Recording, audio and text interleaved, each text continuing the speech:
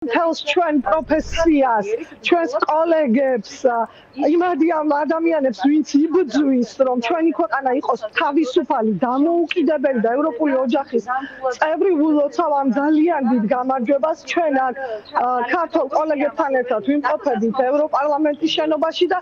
ბუკვალურად რამდენიმე წუთის წინ ოფიციალურად გამოაცხადა ევროპარლამენტის პრეზიდენტმა რობერტა მეცოლამ, რომ ეს პრიზი გადაეცა მზია ამაღლობას, მასთან ერთად გადაეცა პრიზი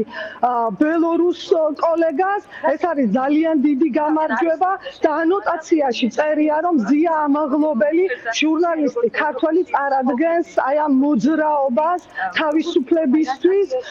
და ბრძოლისთვის და ასევე აღნიშნული არის და მოყვანილია ციტატად მზიას სიტყვები, რომ იბრძოლეთ, სანამ შეგიძლიათ იბრძოლეთ ბოლომდე.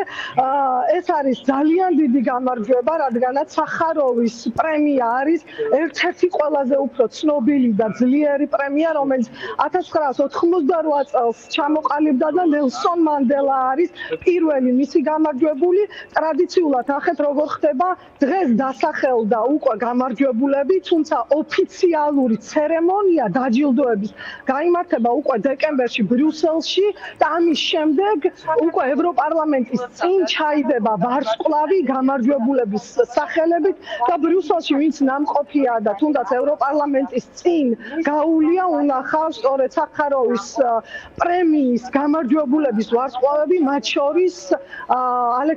შორის ნავალნისაც, ასე რომ ეს არის ძალიან დიდი გამარჯვება, ძალიან დიდი მიღწევა და ამით ევროპარლამენტი ევროკავშირი აჩვენებს, რომ ის გვერდში უდგას